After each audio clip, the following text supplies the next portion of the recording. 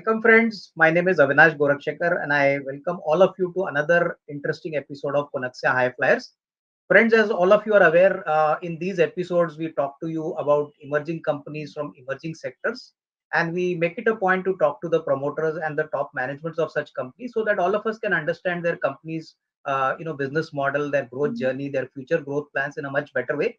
And in this process, a lot of valuable information is shared by the company management, which helps all the investors. And friends, today we are getting a very interesting company which is going to hit the capital market very soon. The company's name is Archit Plywood Industries Limited, and we have the managing director of the company, Mr. Vinod Kumar Singla. Vinod ji, thank you very much for sparing your valuable time. Sir, बहुत अच्छा लग रहा है आपसे बात करने को, और मुझे यकीन है सर, इस छोटे से इंटरव्यू में हमको आपकी कंपनी के बारे में बहुत सारी जानकारी आपसे मिलेगी. Thank you sir, thank you. तो विनोद जी, पहला सवाल जो है वो बहुत बेसिक है. हमको बताइए सर, कंपनी का मेन बिजनेस मॉडल क्या है, कंपनी का मेन प्रोडक्ट लाइनअप क्या है, उसके बारे में जरा हमको जानकारी दे दीजिए. और दूसरा सवाल जो रिलेटेड है, बताइए कि सर, ये कंपनी का जो बिजनेस जर्नी है, ये कभी शुरू हुआ था, whether it is first generation company और वेदर ये सेकंड जनरेशन या थर्ड जनरेशन आगे से पहले से संभाल के ये कंपनी आगे बढ़ा रही है, तो इसके बारे में बताइए. Sir, Archit plywood industry limited building material से रिलेटेड बिजनेस से जुड़ी हुई है. हम लोग बेसिकली एमडीएफ एचडीएफ बोर्ड्स बनाते हैं, जो कि प्लाईवुड का सब्स्टिट्यूट है. इसमें हम लोग इको फ्रेंडली प्रोडक्ट मार्केट में दे रहे हैं, जिससे कि एनवायरनमेंट को भी बहुत ज़्यादा नुकसान नहीं हो रहा. और जिस तरीके से बिल्डिंग मटेरियल सेक्टर ग्रो कर रहा है, तो उस तरीके से हमारी कंपनी भी ग्रो कर रही है. और ये हमारी फर्स्ट जनरेशन कंपनी ही है.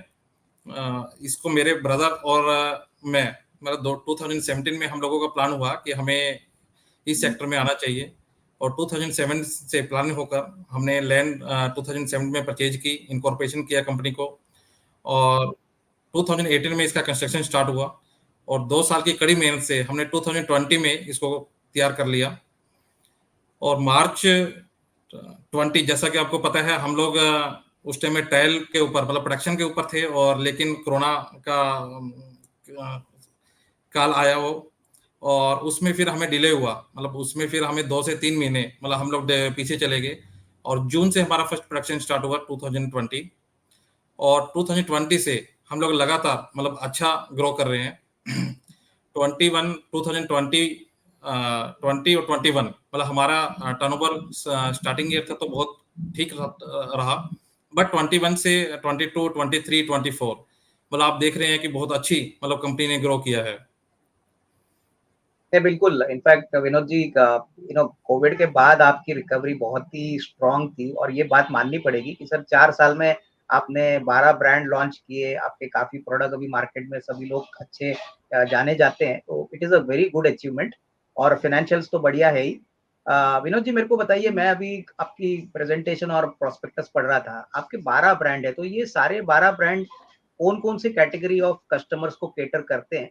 और मेरे को बताइए sir, in terms of SKUs, जो हमारे प्रोडक्ट रेंज है, हमारे कितने एसक्यूज होंगे? क्योंकि एमडीएफ और ये जो हाई प्रेशर बोर्ड्स जो आप बनाते हो, ये सर काफी एक वास्ट काइंड ऑफ प्रोडक्ट है, तो इसमें कौन कौन से कैटेगरीज में आप प्रेजेंट हो? और सर, ये ब्रांड्स के बारे में जरा बताइए, क्योंकि आपका ये जो ब्रांडिंग अप्रोच है, मुझे काफी पसंद आ गया है, क्योंकि सर ब्रांडिंग है तो कंपनी की विजिबिलिटी भी बढ़ती है, तो इसके बारे में कुछ जानकारी देते.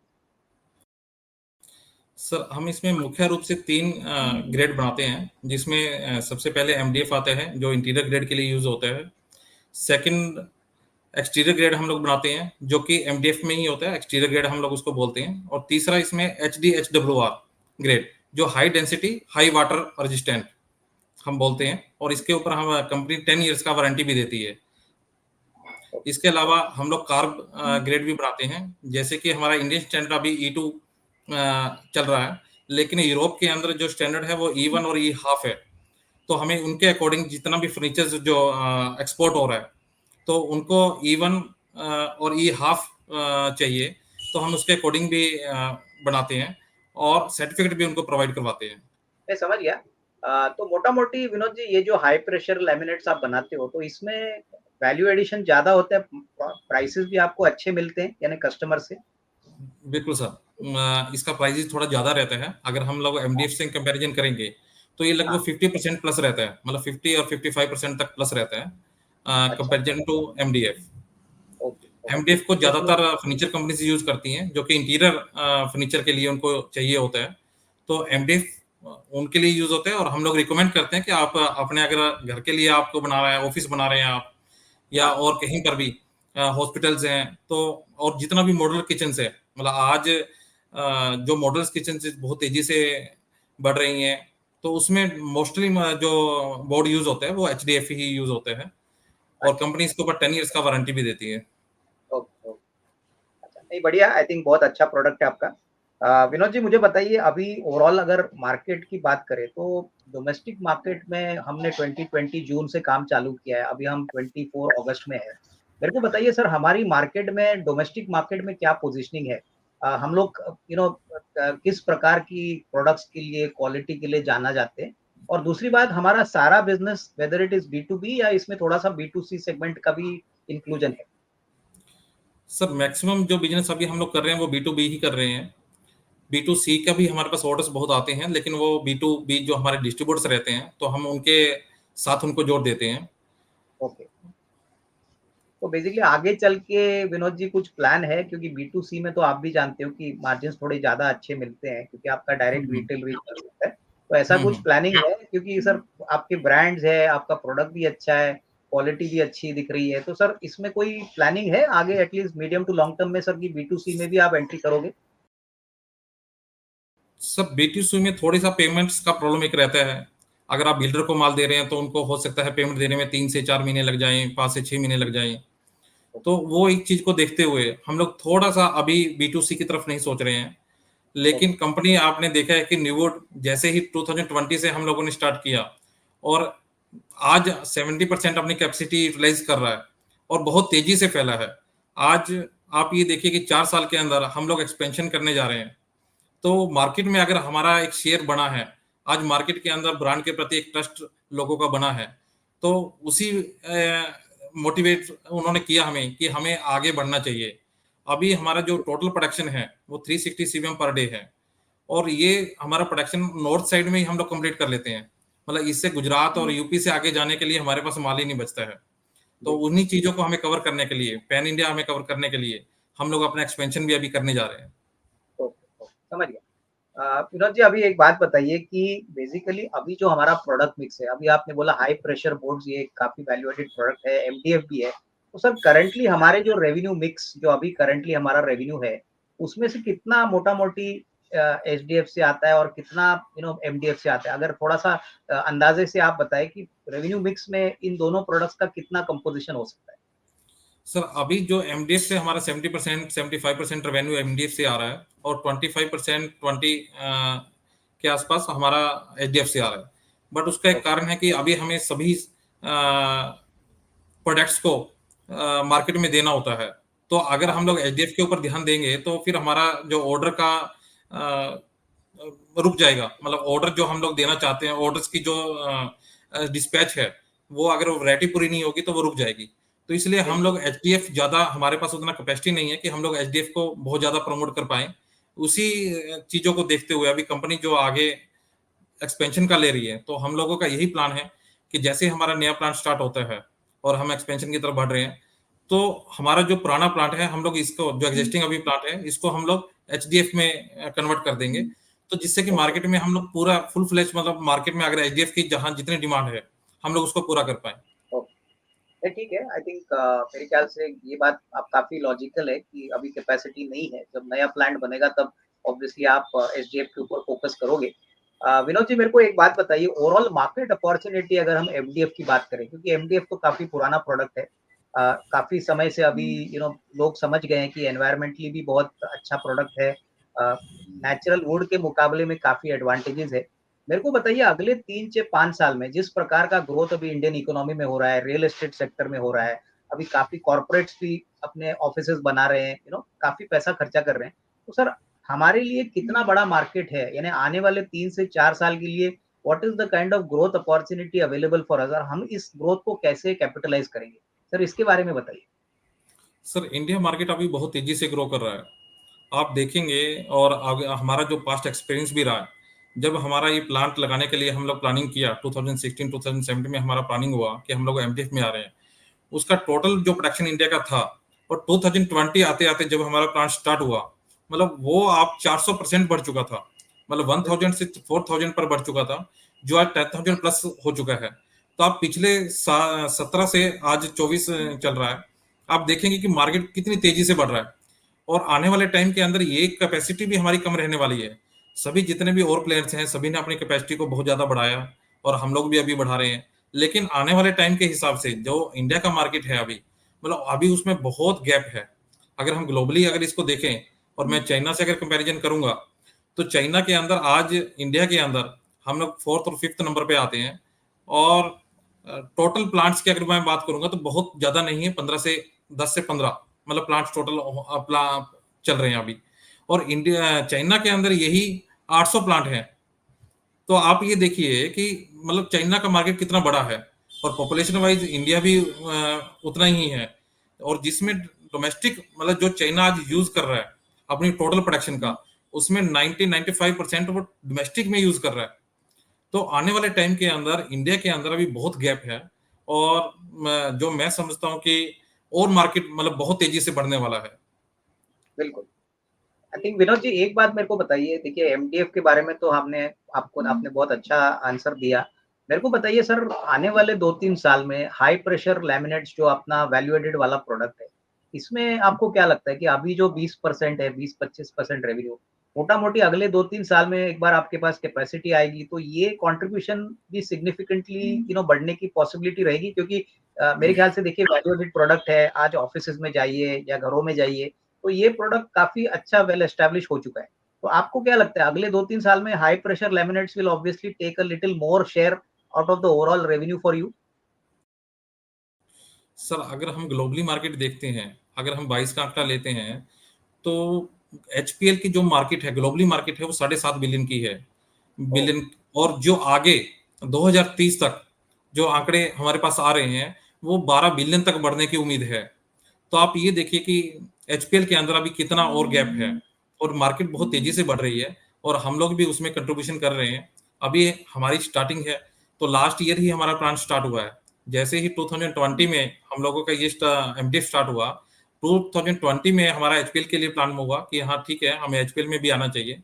और कंपनी ने बहुत तेजी से डिसीजन लेते हुए 2022 में कंस्ट्रक्शन को स्टार्ट किया, और 23 में बनकर प्लांट तैयार हो गया। और आज हमारा उसका भी बहुत अच्छा प्रोडक्शन चल रहा है। और हम बहुत जल्द मतलब नई नई वैरायटीज और नए नए इसमें ऐड ऑन कर रहे हैं। नए नए डिजाइन इसमें बहुत सारे आ रहे हैं हमारे। बिल्कुल, तो अब उसी तरीके से हमारा आगे का जो प्लान है, जैसे ही हमारी रेंज पूरी होती है तो हम लोग इसमें ग्लोबल मतलब एक्सपोर्ट के लिए भी जाना चाह रहे हैं। ऑलरेडी बिल्कुल, हमारे इंडिया से पहले भी मतलब एक्सपोर्ट बहुत अच्छा हो रहा है एचपीएल के अंदर। बिल्कुल। आई थिंक बहुत अच्छी बात है। विनोद जी अभी बताइए कि नॉर्मली हमारे बिज़नेस में प्राइसिंग कैसे फाइनल होता है? लाइक अभी आपने बोला कि हाई प्रेशर लैमिनेट्स एक वैल्यू एडेड प्रोडक्ट है, तो वो थोड़ा-सा हायर वैल्यू पे माल बिकता है। बट एमडीएफ की बात करें तो नॉर्मली सर आपके जो डीलर्स हैं, डिस्ट्रीब्यूटर्स हैं, प्राइसिंग सर कैसे डिसाइड होता है कि हर 2 महीने के बाद प्राइसिंग डिसाइड होती है कि रॉ मटेरियल का प्राइस एक्स है, तो मेरा मार्जिन इतना है, तो इतना मार्जिन करने के बाद this will be my selling price. तो मोटा-मोटी सर सेलिंग प्राइस का फंक्शन कैसे होता है? Like is it decided for next 3 months कि भाई प्राइसेज़ वही के वही रहेंगे? या आप एवरी सेकंड मंथ इवैल्यूएट करते हो क्या रॉ मटेरियल प्राइस है, उसके बाद आप डीलर को बोलते हैं भाई ये मेरा नया प्राइस है। तो प्राइसिंग हमारे इंडस्ट्री में कैसे काम करती सर प्राइसिंग जो है वो बहुत ज़्यादा हम लोग इसको चेंज नहीं करते हैं। अगर रॉ मटेरियल्स में बहुत ज़्यादा कुछ डिफरेंस आता है, तो प्राइसेस को बढ़ाया जाता है। अदरवाइज प्राइसेस स्टेबल रहते हैं। डिस्काउंट्स जो है, जहाँ पर हमारे पास बल्क कस्टमर्स हैं, वहाँ पर हमारा हैवी डिस्काउंट रहता है। उसके है? बाद में बिल्कुल, कस्टमर टू कस्टमर वेरी करता है कि आपका ओके, कस्टमर कैसा है, बी टू बी है, बी टू सी है, फर्नीचर मेकिंग कंपनी है, आपका पेमेंट्स कितने दिन में आ रहा है, उनका लोकेशन क्या है, आपका ट्रांसपोर्टेशन कॉस्ट उसमें क्या पड़ रही है। तो उसके हिसाब से वो वेरी होता है। तो हमारा राइट, पूरा जो पैन इंडिया का अगर हम बात करें तो 5 जोन्स में है, तो उनका हाँ, ट्रांसपोर्टेशन के हिसाब से, कॉस्ट के हिसाब से मतलब हम लोग उसको डिसाइड करते हैं। ओके, ठीक है समझ गया। और विनोद जी अभी आप बता रहे थे कि हमारे ज़्यादातर नॉर्थ इंडिया में ही माल ज़्यादातर बिकता है। तो मेरे को बताइए अभी प्रेज़ेंटली अगर मैं ज्योग्राफिकल मिक्स पूछूँ आपसे कि हमारा माल पैन इंडिया बिकता है या ज़्यादातर नॉर्थ इंडिया में ही हम रिस्ट्रिक्टेड है? तो what would be our answer? Like North India based ही मार्केट्स हम अभी कैटर कर रहे हैं? पैन इंडिया में मान के चलिए महाराष्ट्र है, गुजरात है, फिर साउथ है, तो वहाँ पे आपका माल जाता है या it is largely restricted to north India? Sir demand बहुत आ रहा है, मतलब हमारे पास डिमांड पैन इंडिया से आ रहा है, बट जैसे मैंने आपको बताया कि हमारे पास कैपेसिटी जो है, मतलब हम लोग उस कैपेसिटी के हिसाब से आगे जा ही नहीं पा रहे हैं। और नॉर्थ के अंदर यूपी, आपका गुजरात, राजस्थान, हरियाणा, पंजाब, चंडीगढ़, हिमाचल, मतलब हमारे स्टेट्स में बहुत अच्छी पकड़ है और बहुत अच्छा इधर माल हमारा सेल हो रहा है। तो लेकिन आगे बढ़ने के लिए हमारे पास कैपेसिटी चाहिए और उसी कैपेसिटी को हम लोग आगे एक्सपेंड करने जा रहे हैं। बिल्कुल। आई थिंक विनोद जी ये बात लॉजिकल है, आपने सही कहा। अभी मेरे को बताइए कि सर देखिए फ़ाइनेंशियल्स तो सभी को पता है, बट बिज़नेस में आप कस्टमर्स को कैसे वैल्यू एडिशन देते हैं? यानी जब कोई भी कस्टमर अपना प्रोडक्ट खरीदता है, तो उसको एक्चुअली किस प्रकार की वैल्यू एडिशन मिलती है? आप कैसे वैल्यू ऐड करते हो? क्योंकि आपकी क्वालिटी अच्छी है, आपका एग्जीक्यूशन अच्छा है, आपकी सर्विस क्वालिटी अच्छी है। तो सर मेरे को 2-3 ऐसी बातें बताइए नॉन फ़ाइनेंशियल जो हम क्वालिटेटिव एस्पेक्ट बोलते हैं। सर ऐसा क्या अच्छा करते हैं हम जिससे कस्टमर हमारे पास वापस आता है, हमारा बिज़नेस भी बढ़ता है, हमारे कस्टमर्स भी बढ़ते हैं? तो sir 2-3 qualitative points you can share for us. Sir देखिए, क्वालिटी वाइज आज न्यूवुड एक ब्रांड बन चुका है।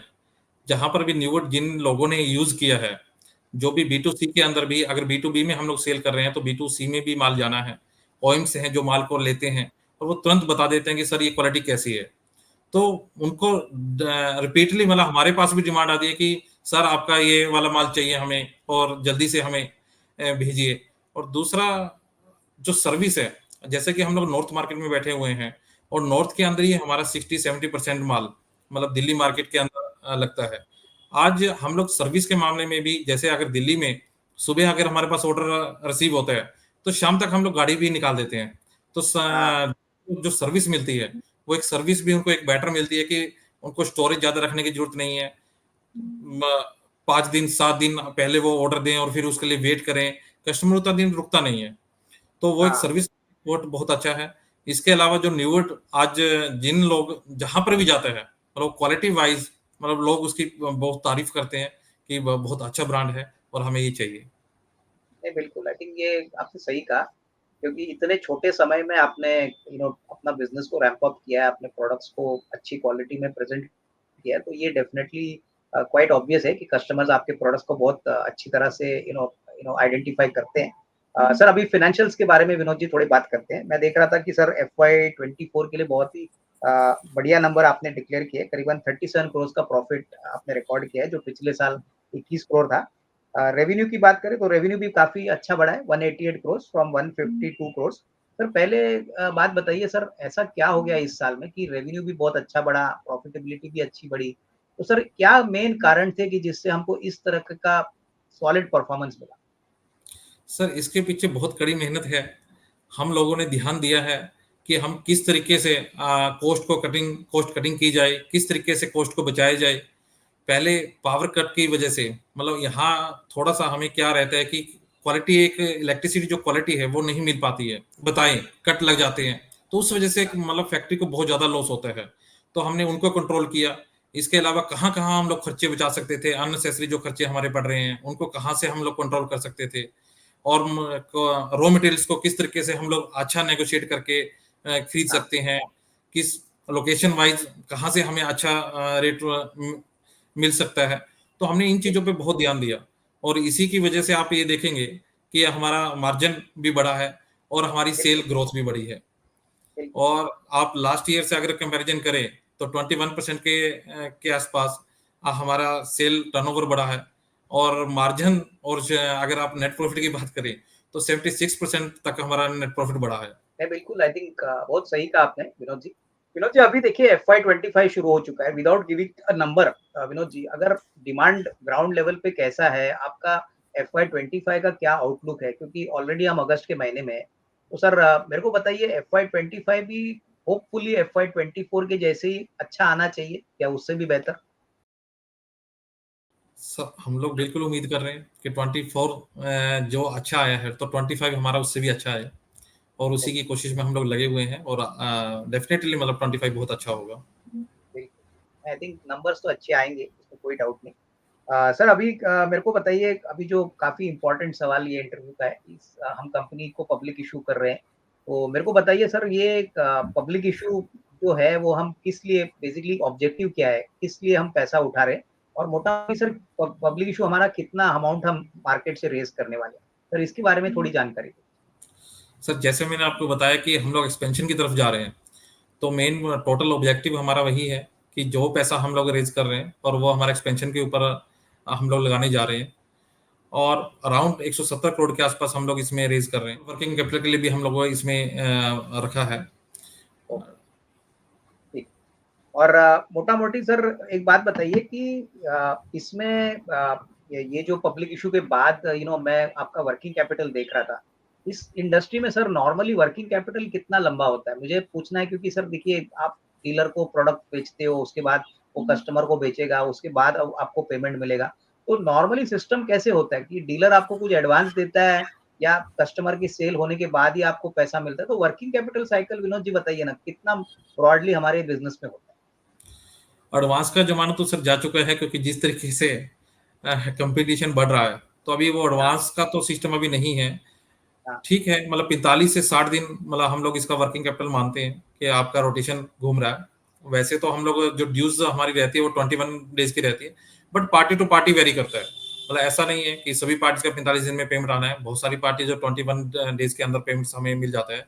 इसके अलावा कुछ पार्टीज़ हैं जो बल्क में माल उठाती है हमें, तो वहाँ पर हमें थोड़ा-सा उनको ओब्लाइज़ करना पड़ता है। तो हो सकता है वो 30 डेज़, 45 डेज़ के अंदर भी चली जाती हैं। तो ओके, लेकिन 45 डेज़ में अप्रॉक्स मतलब आपका घूम जाता है, एक सर्कल आपका घूम जाता है। बिल्कुल। इनफैक्ट विनोद जी, एक बात जो मेरे को आपसे पूछनी थी कि देखिए, आपका रेवेन्यू, आपका ऑपरेटिंग प्रॉफिट, आपका प्रॉफिट आफ्टर टैक्स बहुत ही बढ़िया तरीके से बढ़ा है। मेरे को एक बात पूछनी है कि सर इस धंधे में इन्वेंटरी और डेटर्स इसमें काफ़ी पैसा अटकाता है। इनफैक्ट मैं आपका कैश फ्लो देख रहा था कि सर पिछले 2 हुँ, साल तो बहुत अच्छे थे, एफवाई हुँ, 24 भी अच्छा है, लेकिन कहीं न कहीं हुँ, सर आपका पैसा ना थोड़ा-सा वर्किंग कैपिटल में अटक रहा है। तो ये पैसा हुँ, जब आप पब्लिक इश्यू से उठाओगे वर्किंग कैपिटल के हुँ, लिए, हुँ, तो आपको क्या लगता है अगले साल working capital will be little smoothened out, क्योंकि मार्केट ऑब्वियसली कैश फ्लोज़ को देखती है। आपका हुँ, प्रॉफिट हुँ, अच्छा है, लेकिन ऑपरेटिंग कैश फ्लोज़ इस साल नेगेटिव है, तो कोई हुँ। बात नहीं, इसमें वर्किंग कैपिटल का प्रेशर था। बट एक बार आप पैसा उठाते हो, आपको इक्विटी से पैसा मिलता है वर्किंग कैपिटल के लिए, तो आपको क्या लगता है अगले साल होपफुली वर्किंग कैपिटल का जो प्रेशर है वो थोड़ा-सा ईज़ आउट होगा आपके लिए? बिल्कुल होगा सर। अभी जो हम मार्जिन जो हमारा प्रॉफ़िट्स आ रहा है, इसको हम लोग रीइन्वेस्ट कर रहे हैं। इसके अलावा जो हमारा इन्वेंटरी और रॉ मटेरियल्स के ऊपर जो इन्वेंटरी है और फिनिश गुड्स के ऊपर इन्वेंटरी है और डेटर्स हैं, जैसे कि अगर आप कैश फ्लो फर्स्ट 3 साल पहले, 2 साल पहले की अगर बात करते हैं, तो वो माइनस में आपको दिखाई दे रहा है। तो उसकी वजह यही है कि कंपनी अपने फर्स्ट स्टार्टिंग स्टेज में थी, तो हमारा डेब्टर्स के अंदर, रॉ मटेरियल्स के अंदर पैसा बहुत लगा, फिनिश गुड्स के अंदर पैसा बहुत लगा। और अभी जिस तरीके का हम चल रहे हैं, मतलब हम लोग चाहते हैं कि हमारी स्पीड, जो डिस्पैच की स्पीड है, मतलब वो बरकरार रहे। जैसे ही ऑर्डर आता है, तो हमारे पास तुरंत डिस्पैच रहे। मतलब एक सर्विस को लेके हम लोग बहुत अवेयर हैं अभी। तो उस वजह जी, से भी हम लोग इन्वेंटरी को लेके थोड़ा-सा हमें प्लस में हम लोग लेके चलते हैं। तो जिस वजह से हमारा ठीक है। कैश फ्लो मतलब वहाँ इन्वेस्ट हो रहता है। नहीं, बिल्कुल, समझ गया। आई थिंक काफ़ी डिटेल में आपने जवाब दिया, तो आई थिंक लॉजिकल है। एक बार आपको वर्किंग कैपिटल का पैसा मिलता है, तो ऑब्वियसली वर्किंग कैपिटल साइकिल आपकी और थोड़ी-सी बेनिफिशियल हो जाएगी। विनोद जी, अभी आखिरी सवाल, जो बहुत इम्पोर्टेंट है हर बिज़नेस के लिए। हमने कोविड देखा है, आपने तो कोविड के बाद बिज़नेस शुरू किया था, तो आपको तो ज़्यादा एक्सपोज़र है। लेकिन मेरे को बताइए सर, नॉर्मली हमारे धंधे में सबसे बड़ा रिस्क क्या है? What is the main risk in our business, और अभी तक सर ये रिस्क आपने कैसे मैनेज किया है? तो whether it is execution risk, whether it is quality, product की क्वालिटी का रिस्क है, या कोई दूसरा रिस्क, आपके हिसाब से कौन सा ऐसा बड़ा रिस्क है जो हमारे धंधे में बहुत रेलेवेंट है, और वो आपने कैसे मैनेज किया अभी तक अच्छी तरह से? सर इसमें मेनली हम लोग रिस्क, क्वालिटी को लेके कोई रिस्क नहीं है हमारे लिए। मेनली जो हम लोग रिस्क देख रहे हैं, एक रॉ मटेरियल्स को अवेलेबिलिटी को देखकर हम लोग एक रिस्क देख रहे हैं कि आने वाले टाइम में हमें वुड्स मिलेगा या नहीं मिलेगा। एक रॉ मटेरियल हाँ। जो हमारे लिए एक मेन रॉ मटेरियल है, वो वुड्स, वो हमारे लिए एक चिंताजनक है। बट उसके लिए हमने ऑलरेडी काम करने शुरू कर दिए हैं। अगर आप हरियाणा में भी देखें, तो हमने 30 से 35,000 एकड़ का अभी टारगेट लेकर चले हुए हैं, जिसके हाँ। लिए हमने आईटीसी से भी कोलैबोरेशन किया है, जो कि हमें क्लोन बनाकर देगी, और 10 एकड़ ज़मीन हमने उनको मुहैया करवाई है अभी। और इस साल भी हमने 3,000 एकड़ के ऊपर प्लांटेशन करवाई है, और हमारा आगे ये टारगेट है कि हम लोग 25 लाख पौधा मतलब हर साल मतलब इसको प्लांटेशन में हम लोग करवाएं, तो जिससे कि हमारे दोनों प्लांट्स जो अभी एग्जिस्टिंग प्लांट है और नया जो हम लोग प्लांट लगाने जा रहे हैं, तो उसके लिए रॉ मटेरियल की हमारे पास समस्या ना रहे। गवर्नमेंट भी इसमें काफी सहयोग कर रही है। गवर्नमेंट ने अभी एक पॉलिसी बनाई है हमारे हरियाणा के अंदर कि वो हर डिस्ट्रिक्ट के अंदर 500 एकड़ के ऊपर मतलब हाँ। प्लांटेशन करने जा रही है। नहीं, बिल्कुल आई थिंक बहुत अच्छी बात आपने बोली क्योंकि एनवायरनमेंट को प्रोटेक्ट करके और बिज़नेस को सँभाल के, दोनों चीज़ें बहुत इम्पोर्टेंट होती है। तो इस प्रकार से लॉन्ग टर्म सस्टेनेबिलिटी हमारे धंधे में ज़रूर होगी और वैसे भी क आपने सही कहा कि अभी जो नया कॉर्पोरेट का कल्चर है, वहाँ पे तो ऑफ़िसेज़ और जो भी रेज़िडेंशियल हाउसेज़ है, वहाँ पे तो एमडीएफ अभी काफ़ी वेल एस्टेब्लिश्ड प्रोडक्ट है। तो डेफ़िनेटली लॉन्ग टर्म में तो रनवे आपके लिए बहुत बढ़िया है। तो सर बहुत अच्छा लगा आपसे बात करने को विनोद जी। मेरी तरफ से आपको, आपकी पूरी मैनेजमेंट टीम को बेस्ट विशेस और सर पब्लिक इश्यू के लिए भी बहुत-बहुत best wishes. Thank you very much. Thank you sir.